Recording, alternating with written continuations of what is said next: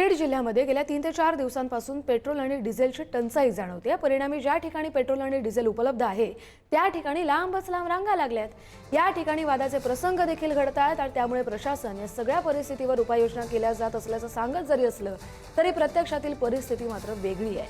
बीड जिल्ह्यासाठी तब्बल 63 टँकर दाखल होणार असल्याची माहिती प्रशासनानं दिली होती, परंतु ते अद्यापपर्यंत पोहोचलेच नाहीत अशी परिस्थिती आहे। जिल्ह्यात गेल्या 4 दिवसापासून पेट्रोल आणि डिझेलचा तुटवडा जाणवत आहे। यावर प्रशासनाकडून उपाययोजना करणार असल्याचं सांगितलं जात असलं तरी प्रत्यक्षात मात्र सर्वसामान्यांचे हाल होताना आपल्याला पाहायला मिळतात। आपण सध्या बीड शहरातील पेट्रोल पंपावर आहोत। आपण पाहू शकतो कशा पद्धतीनं या ठिकाणी पेट्रोल उपलब्ध झालंय आणि त्यानंतर या लांबच लांब रांगा लागल्या आहेत। सकाळपासून या रांगा आहेत, रात्री 2 वाजेपर्यंत हा पंप सुरू होता असं सांगितलं जात आहे। आणि पेट्रोलसाठी ही परिस्थिती आहे, ठराविक पेट्रोल पंपावरच हे पेट्रोल उपलब्ध आहे। तर डिझेलची परिस्थिती याहूनही बिकट आहे।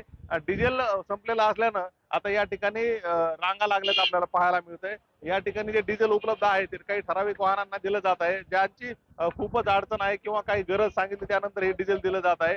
डिझेलसाठी देखील मोठ्या रांगा आपल्याला बीडमधील पंपावर लागल्याचं आपल्याला पाहायला मिळतंय। बीड शहरातील बहुतांश पेट्रोल पंपावर पेट्रोलचा आणि डिझेलचा स्टॉक नसल्यानं ही परिस्थिती निर्माण झाली आहे। तर ज्या ठिकाणी आता पेट्रोल आणि डिझेल उपलब्ध आहे त्या ठिकाणी अशा रांगा लागल्याचं आपल्याला पाहायला मिळतंय। एकंदरीतच प्रशासनाकडून रात्री या ठिकाणी गाड्या येणार आहेत। डिझेलचे टँकर आणि पेट्रोलचे टँकर सोलापूर इथून निघाले आहेत आणि ते लवकरच बीडमध्ये पोहोचतील असं सांगितलं गेलं होतं, परंतु अद्यापपर्यंत ते टँकर या ठिकाणी पोहोचले नाहीत आणि परिणामी बीडमधील नागरिकांना आता पेट्रोल आणि डिझेलची टंचाई सहन करावी लागत आहे। ज्या ठिकाणी पेट्रोल उपलब्ध आहे त्या ठिकाणी अशी रणरणत्या उन्हात आता रांगा लावण्याची वेळ आली आहे। जवळपास 1 ते 2 तास यांना या रांगात थांबावं लागत आहे आणि त्यावरून वादाचे प्रसंग देखील होत आहेत।